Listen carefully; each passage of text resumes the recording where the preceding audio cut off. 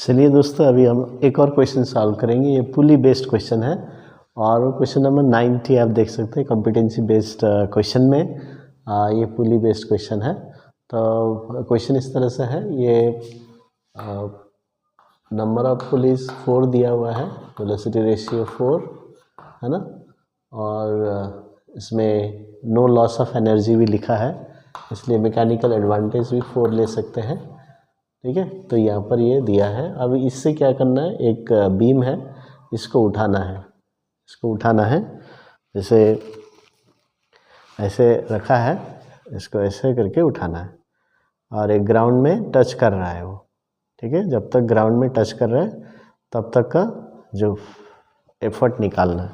तो minimum effort कितना लगेगा ये हमें निकालना है ताकि इसको ऊपर उठा सकें। ठीक है, अभी ये क्योंकि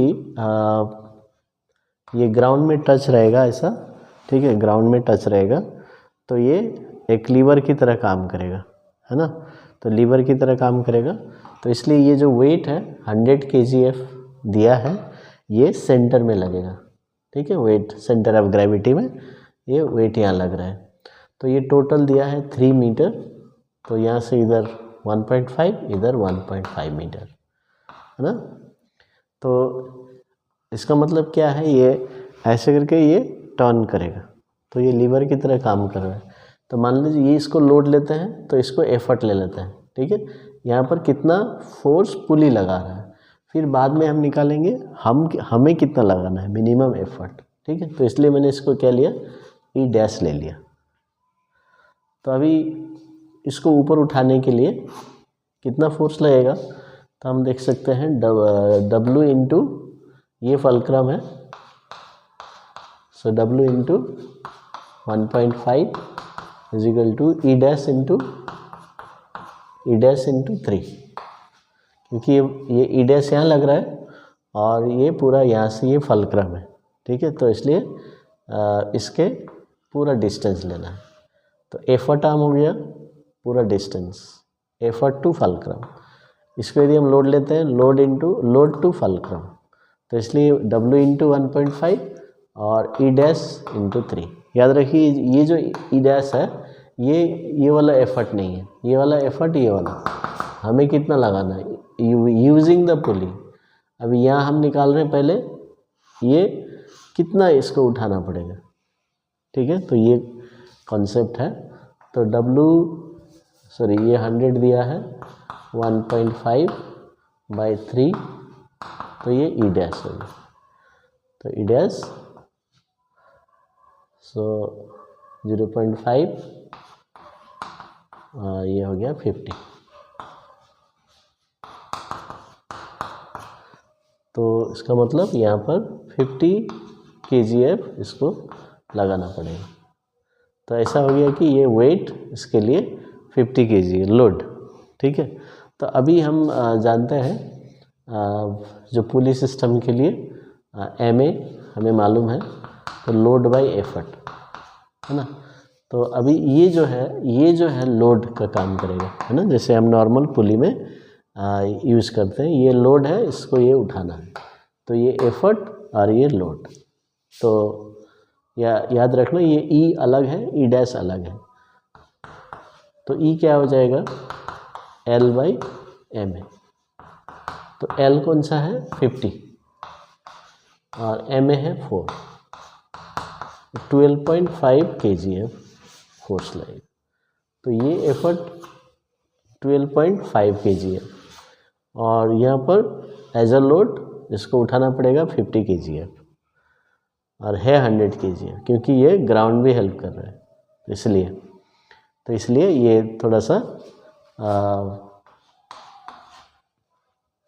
लीवर का और पुली का दोनों का मिक्स कर दिया क्वेश्चन, है ना। तो इसलिए ध्यान देना है, लीवर का क्वेश्चन भी है, ये second class lever, L in between, और ये पुली का, तो दोनों का मिक्स कर दिया क्वेश्चन।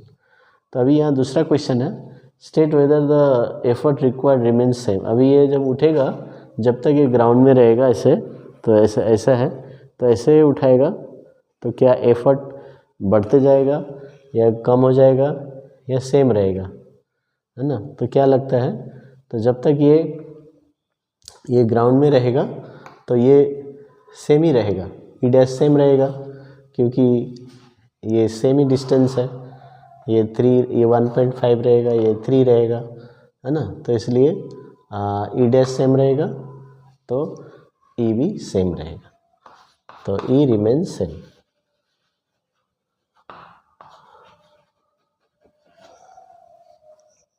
ई रिमेन्स सेम, तो इसका आंसर। तो इस तरह से सॉल्व कर सकते हैं। तो कितना बढ़िया क्वेश्चन है रिवीजन करने के लिए। तो पुली और लीवर, तो दोनों का हमें रिवाइज हो गया। तो एफर टर्म याद रखिए, जब भी लेते हैं फलक्रम से लेना है। तो जब ई डैश का लिया मैंने, ई डैश, तो स्टूडेंट क्या करते हैं, ओके इधर इस 100 के लिए ये और ई डैश के लिए ये, तो यहाँ भी 1.5 ले लेते हैं, तो मिस्टेक होता है। तो हमेशा याद रखना, तो जब भी प्रिंसिपल ऑफ लीवर लगाएंगे, effort arm effort to fulcrum, load arm load to fulcrum, तो फलक्रम से ही डिस्टेंस कैलकुलेट करना है। इसीलिए कभी कभी ऐड करना पड़ता है, कभी सब्ट्रैक्ट करना पड़ता है ना। जैसे यहाँ पर 3 मीटर है, यहाँ से लेके यहाँ 1.5 हुआ, है ना। तो इधर कितना होगा 1.5, कभी ऐड करना पड़ता है, कभी सब्ट्रैक्ट करना पड़ता है। तो इसलिए ध्यान देना है। यदि आप याद रखेंगे, effort arm effort to fulcrum, load arm load to fulcrum, तो ये याद रखना। और पुली के लिए तो नॉर्मल फार्मूला हमने यूज़ किया, M is equal to load by effort, और इसमें लोड हमें मिल गया तो एफर्ट निकल जाएगा। तो M is equal to efficiency into V R भी है, तो यह एफिशिएंसी का कॉन्सेप्ट नहीं है क्योंकि एनर्जी इज़ नॉट लॉस्ट, इसलिए हम डायरेक्ट ये फार्मूला यूज कर सकते हैं। Thank you.